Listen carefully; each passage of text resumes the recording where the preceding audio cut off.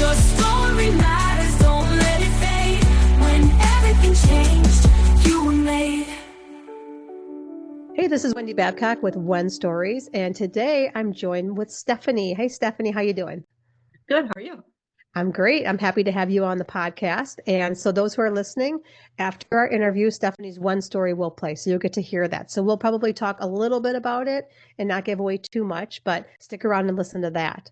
So Stephanie, let's just jump right in. Do you want to tell everyone a little bit about who you are and what you do? I'm Stephanie Locchetta. I own Stephanie Locchetta Art. And so I have a collective space that I have other people in my studio. My working studio is in Cambridge, Wisconsin.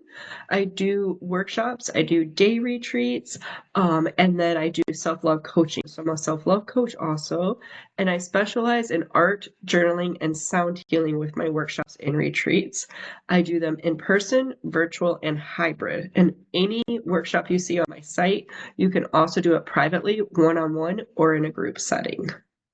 Wow, that's awesome. I love that everything that you are talking about, you can see how there's a kind of a thread between it all, right? Especially the self-love, the healing. So do you have like a favorite modality through all of those things? I know it's a lot, but do you have It a is a favorite lot. one? Um, so my favorite probably is sound healing. Just that has helped me on my mental health journey a lot.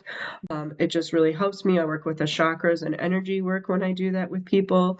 And it's I just love it. Like that's probably my favorite. Mhm. And then art, and with art, the medium that I use most for workshops is alcohol ink. And I use alcohol ink Ooh, because it's very free flowing. And a okay. lot of times when people think of art, they think of a lot of the paint and sips, like this is what my art's going to look like when I'm done. And you Ooh, can see behind me one of them that's done with alcohol ink. So alcohol ink is like when you come into any of my workshops, we do it more of creative expression. So everyone's art's going to look different. It's a lot of just letting go, letting the art move on your paper, and very free flowing. oh wow, I love that. And this is audio, so they can't see your picture, but it's beautiful behind Oh her. yeah. And I've seen people, I think it's probably the same similar type of paint where they use like a hair dryer and they blow Yeah, so we the use blowers and stuff, hand okay. blowers and stuff like that to move the art. So it's just very free flowing where it wants to go, it wants to go. But the Oh, beautiful thing is a lot of times you can intuitively look at it and you can start seeing like shapes or people or things or mhm. whatever needs to come out. So it's it's just very beautiful. That's awesome. So going back to the sound healing, can you explain like kind of what that is? Like I'm picturing bowls. Are they giant Yes. bowls, small? So like explain that a Yeah, little. sure. So they're all different sizes. I have the whole set of 7. So each bowl resonates with a different chakra in our bodies, the main 7 chakras that we have from root up to the crown. So I do crystal quartz bowls. I also have drums. So I got to hand make my own drum last year with deer hide. We got to stretch it and dye it with walnut ink. Like so it was just very beautiful, and I got to put in whatever I wanted into the handle. And so I lost my grandma. If you listen to my Wen stories, I lost my grandma a couple years ago, and she was very special to me. And it was the day before I was going to make my drum, and in our driveway was a red cardinal feather. So I have that in my handle along with rose quartz with being a self-love coach. And so that's all in the handle of the drum I got to hand make. And then also with sound healing and sound baths, I also have chimes. I have a crystal quartz triangle. Um, I use also wah-wah tuning forks. Ooh. So, and those are all the chakras also. So, Oh wow, fascinating. Now I don't think I'm really that far from you. Now as you're speaking, I'm like, I need to take my daughters and go do like a workshop with you, especially like the yes. what do you call it, alcohol ink. Is that what it's called? Yep. Yes. That's fascinating. The sound stuff would be fascinating to me. Anything with like music or incorporating that, I would be, because I've never done like sound baths or anything. So I would be very curious. So I hope whoever's Yes. listening is having those thoughts too, like something that you're saying, they're like, oh, I want to try that, you know? Exactly. And all of those I also teach. So I have an online community called Cultivate. Oh, We meet Monday evenings virtually. They are recorded. So they're 7 p.m. Central Time. And week 1, we do art and journaling. So each month I focus on a different chakra and different like focus that goes with that chakra. So like this month is self-expression. It is working with the throat chakra. Ooh, Yes. Like, right, stepping into our voice, which goes exactly with the when stories of right. who we are, what to hold back. So we work with that. So with art journaling, some people don't journal because they're afraid of people reading it. And so with that being said, we do a lot of like, I put a timer on, we do like different questions. It's a lot of subconscious, is word vomiting. That Mm, has helped me on my mental health healing journey, is word vomit it out. And then you can still read that journaling and turn the page and do art prompts, or you can do art prompts that I give you over top that journaling. So it's whatever your comfort level is. And then week 2, we do the online sound bath. Week 3, we do a book club. So every quarter we have a new book and it's all with personal growth. So right now we're reading I Am Worthy. And then on week 4 is just the coaching. And then if there is a week 5, it's just a bonus art that I give you guys that you can work on. that's super cool. And I love that it's virtual. So you don't have to be just in Wisconsin and, near where Exactly. you're at. I Yep. mean, I think it's probably a bonus if you can go in person, because I don't know Yes. if there's a little more like you can feel the vibes and the energy Yep. and all the things, but like, yeah, I love that you do that virtually, and even that it's a set time so people know when to show Yep. up, what to expect, Yep. you know. That's awesome. Yeah. Thank So you. yeah, so let's talk a little bit too about your one story, right? So, you got up on stage and you told some difficult things. What was that process like for you? Hard? The Yeah. first word. That was the first word that came. It was healing in its own way. Okay. And you as a coach did fabulous because like we were a little superficial, or I was a little super, I feel like, right, we were kind of just vague. And then you would be like, dig deeper, dig deeper. It's like, really, I'm digging deep. But like, it's really getting to the rawness of it and knowing it's okay. It's okay to share that part. Yeah. And my when story is about mental health and learning to love ourselves, and why I am a self-love coach. And I always looked for external validation and just to like share that with other people. Like, mental health is important and it's okay to have days that aren't okay, but Yeah. what the heck do I do? So that when story was very healing in itself. I invite you to watch it. And at the very end, when I'm sitting in the chair and I'm reading a forgiving letter to my ex-mom, and I honestly could feel almost 50 years worth of stuff lift off of me. And at Wow. that point, I wanted my like speech to be done because I'm like, okay, I'm done. This felt so amazing and good. But like I just continued it, and yeah, I highly recommend it. So even if you Mm, don't plan on being a speaker, just the healing side of it and knowing you're enough and your story matters, your voice matters.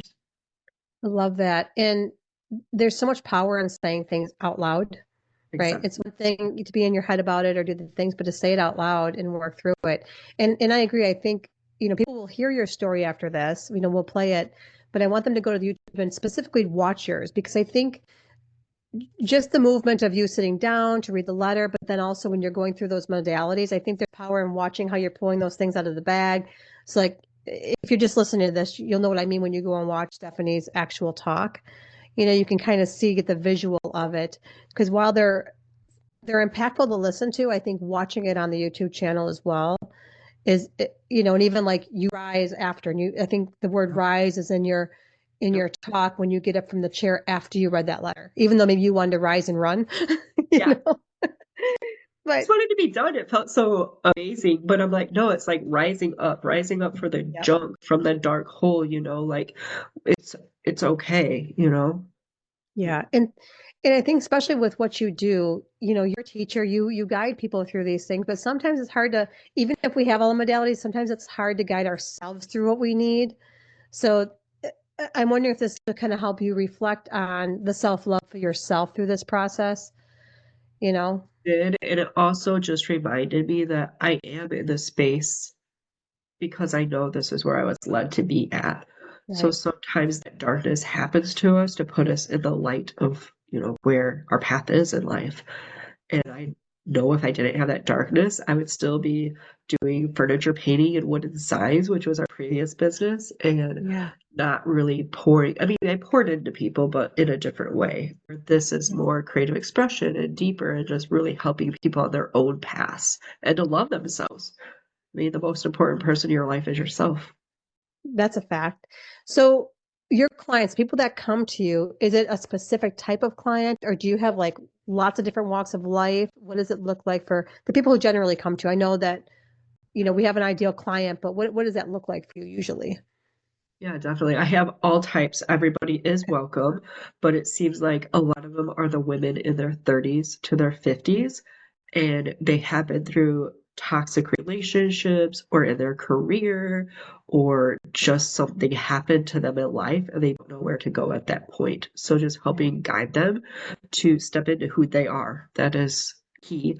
I do work with a lot of teenagers too, Wow. just knowing who they are. Like that is important. That it's okay to own who you are and your uniqueness and your not enoughness and your too muchness. And that is key because a lot of people think their too muchness is a flaw and it's not. That makes you who you are. Yeah, I agree. And my daughter, my oldest daughter, who's also an artist, always feels like she's too much sometimes for people because she's a talker. She wears her heart on her sleeve. And I'm like, that's just who you are. It's okay to just be you, Yep, you know? exactly. You'll Yeah. hear that in And my talk too. yeah. And so, like, expressing that through art, I think is a gift when you can take down you must color within the lines idea. Because I think that's a lot of people like, oh, I'm not a good artist. Well, what does that mean though? You know? Exactly. And you do not color in lines in any of my workshops. Ooh. So that could challenge some type A people where like, okay, It does. give me the stencils, give me what I need to do.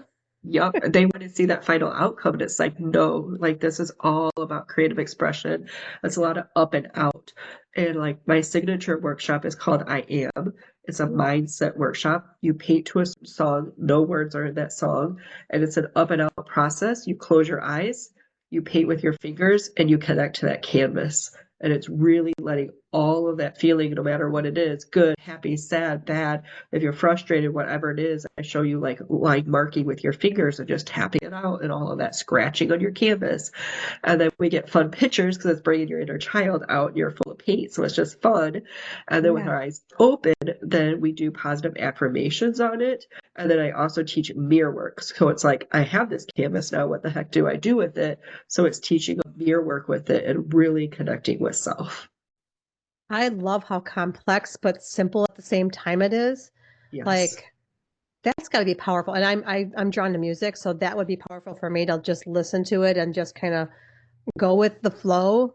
That would be Yep. fascinating to try. God, I need to get to your studio Yes. now that we're Well, and talking. everything I teach, these are all tools that Hmm. you can take home and you can do. So you don't have to be in my studio. So Right. a lot of people will do them and then they'll send me pictures later or Oh. whatever. Like I even did a virtual homeschooling group and one was a 6-year old, so they couldn't quite Hmm. write yet. So I teach them how to do it with images. And then the mom reached out to me and she's like, we use this exercise all the time now. Oh my gosh. Yeah. That's awesome. And really, I mean, little ones. So my grandson will be 3, and I just did a little project with them for their mom's birthday, just painting their feet and put them on canvas and that. But then I'm like, you know what? I'm gonna give him the brush, put a little bit of paint on a plate, and he was just so ginger about picking up the color, and he'd say purple, and then put it on the canvas. But it was so fun to watch him create. Yes. And he was very intentional. Then we had stickers, and every sticker you could see it was he knew where he wanted that to go. So even Yep. at those young ages, I think they have creativity in them. They Oh, definitely. Yeah. yeah, that's awesome. So if somebody who's listening is like, I need more of Stephanie in my life, I'm Stephanie less, I need to be Stephanie more. Yeah. So how can they get a hold of you? So right now I'm active on Facebook under Stephanie Locchetta Art, also Instagram, Stephanie Locchetta Art, and then Linktree, Stephanie Locchetta Art. Right now I still don't have my website back up because Okay. I was in my mental health journey of healing myself for the last 18 months. And now with 2025, um, I'm ready to pour into others, but I had to heal myself first. So right now I don't have my website back up. So I'm very active on all of those sites, and that's the best way to get a hold of me, or Okay. hello at stephanielockettaart.com.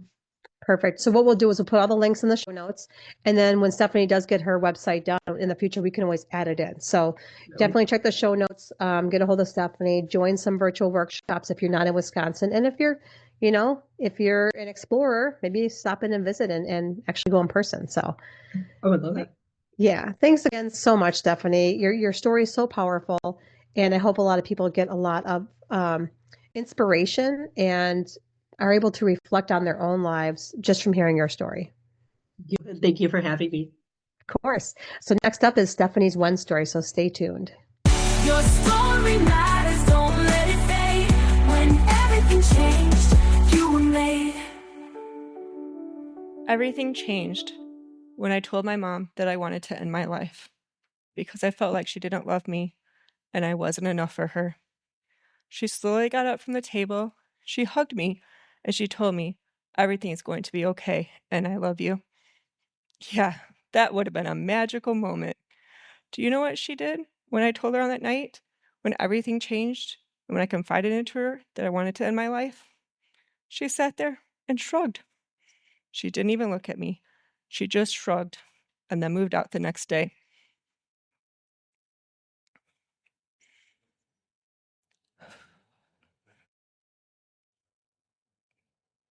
No other words at all. Do you know, just dead silence, except for that snarky ass feeling of a shrug. Do you know what I did on that night when everything changed? On that night that she shrugged at me?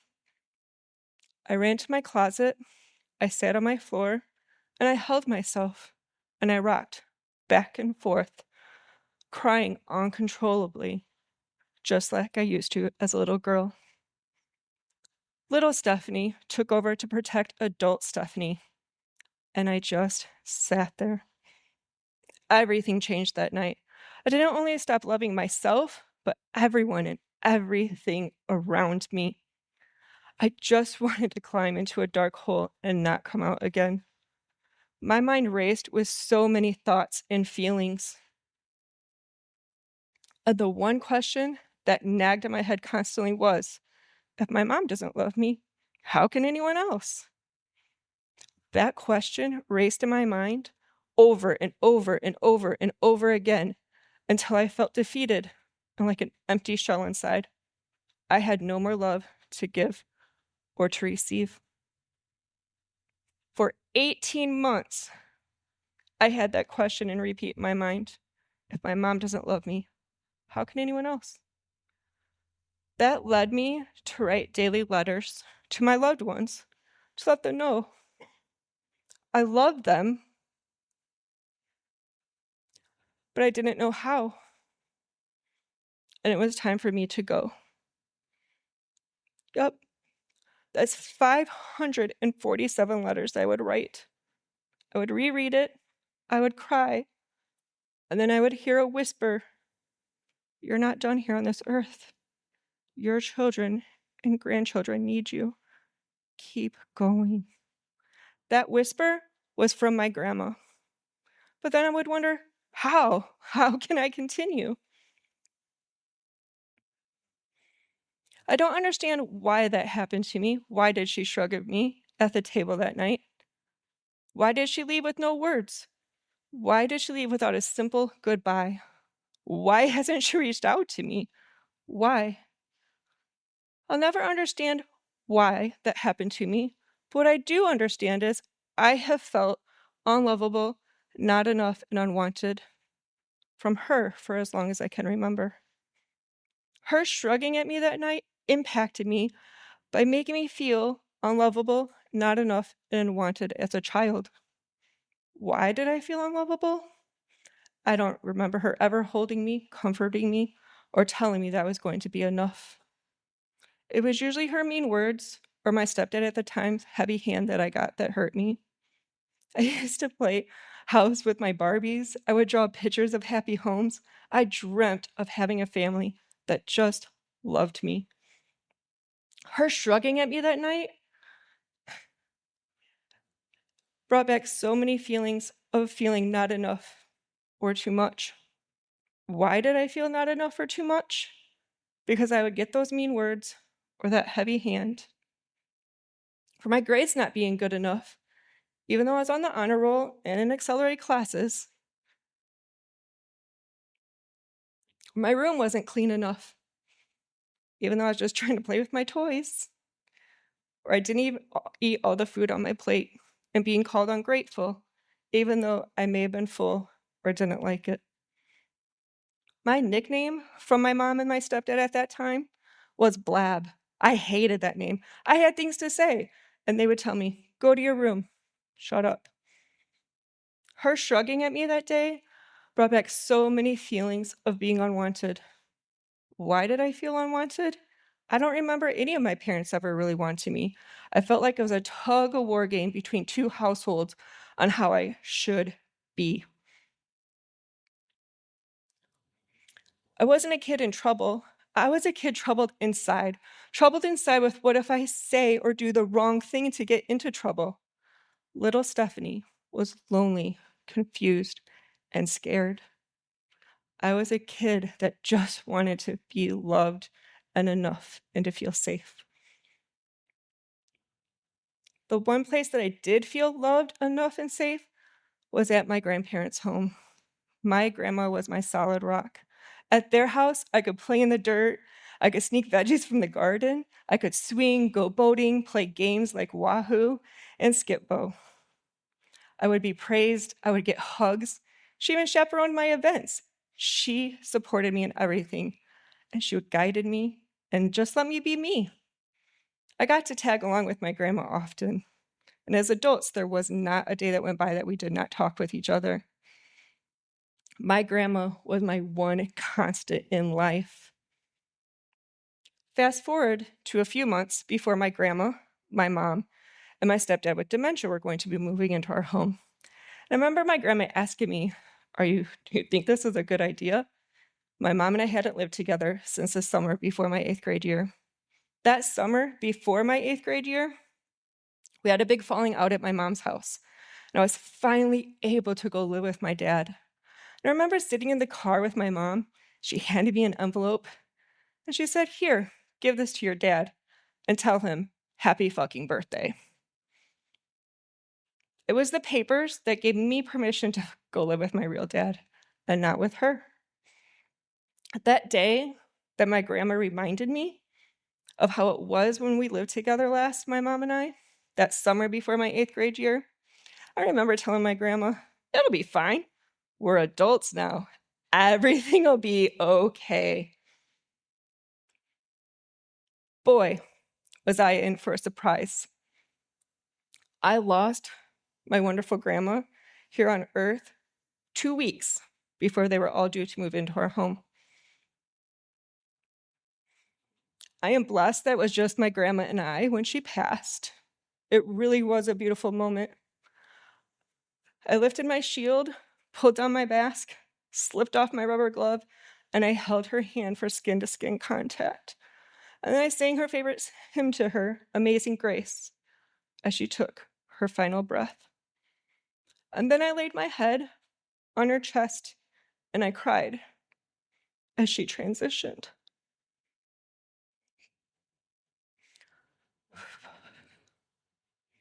Before leaving her room, I gently slipped off her wedding ring and I put it on my right hand. I would do anything to talk to her and feel her love again for me. When I do miss her or I need her, I touch her beautiful ring and I remember all her love and the good memories that I had with her. Now I can take that love that she poured into me and I can pour that into my family and into myself. I know that if I did not know how her love felt and I didn't hear those daily whispers from her, that I would not be standing here today talking to you now. My mom and my stepdad with dementia proceeded to move into our home so we could help care for him.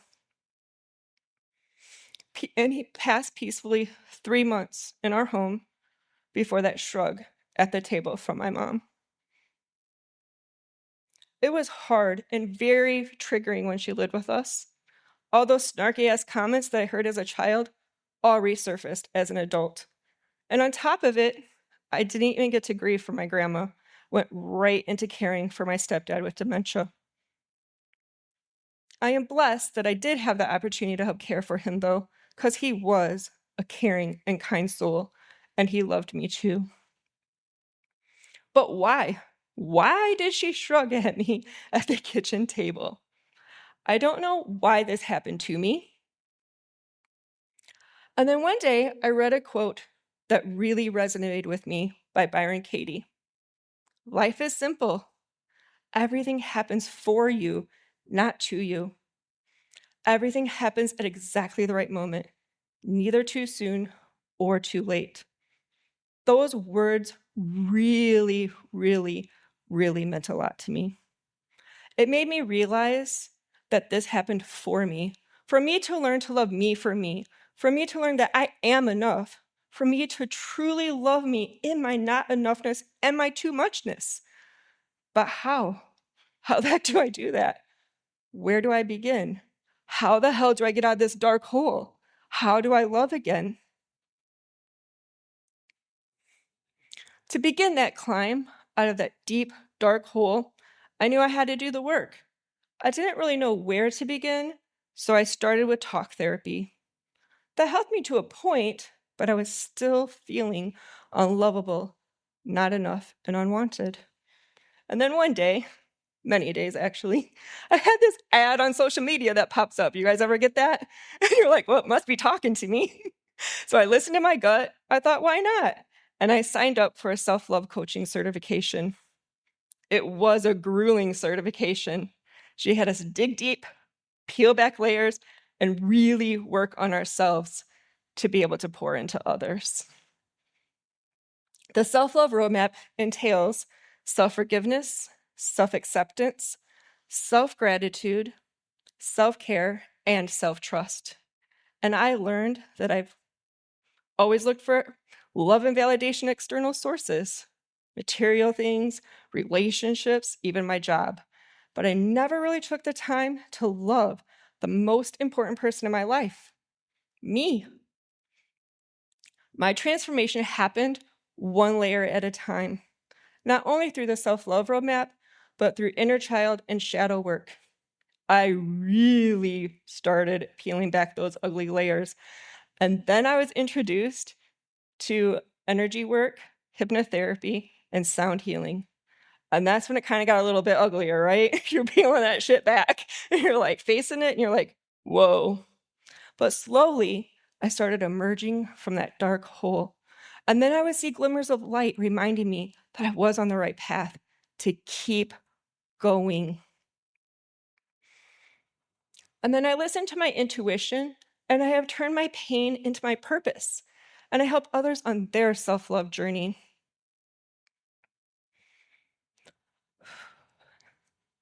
It's really a beautiful, beautiful thing. And I not only help them through the self-love roadmap, but I also help them with art, journaling, and energy work. I love art because I can express my emotions in a creative way, just up and out of my canvas, no expectations, no end goal, up and out and playing. I love journaling because I can just word vomit on my paper using subconscious techniques. So when those thoughts get stuck on my head on repeat, they help me get them out. And I love energy work because it's helped me become self-aware. Learning to be in soul alignment and in my own natural vibration has been a beautiful feeling. And then I had to reprogram myself from all those conditioned behaviors, years and years of conditioned behavior, to learn how to be in a state of calm and to learn that it's okay not to be in fight, flight, or free state all of the time. You see, when you focus on that present moment and not carrying everything with you, you create a space of peace. Do I still have days that I feel unlovable, not enough, and unwanted? Heck yeah, but that's when I turn to my little self-love bag and then I pull out a tool that'll help me. Gratitude. See what else we have in here. going to the gym, being cocooned in a blanket. That's so awesome. Sometimes you just have to recognize that. Journaling. We have a whole bunch in here, guys. Ready? We're going to go fast. Breath work, yoga, sound healing, art, affirmations, a hug, sitting in nature, hypnotherapy, crying. It's okay. If you just need to freaking cry, cry. Meditation and going for a walk. There's so many things that you can do, but it really is truly loving yourself and honoring and listening to what your mind and body, soul need right now. Before I got to that place of healing and forgiving myself, I had to forgive my mom. So my hypnotherapist had me write her a letter. It was hard as hell. I got stuck. And then she taught me how to word vomit to just get it all up and out. So here it goes, my word vomiting to help release and not carry around all that pain that I've been carrying around for years and years since a little girl, and to help me with that underlying question, if my mom doesn't love me, then how can anyone else?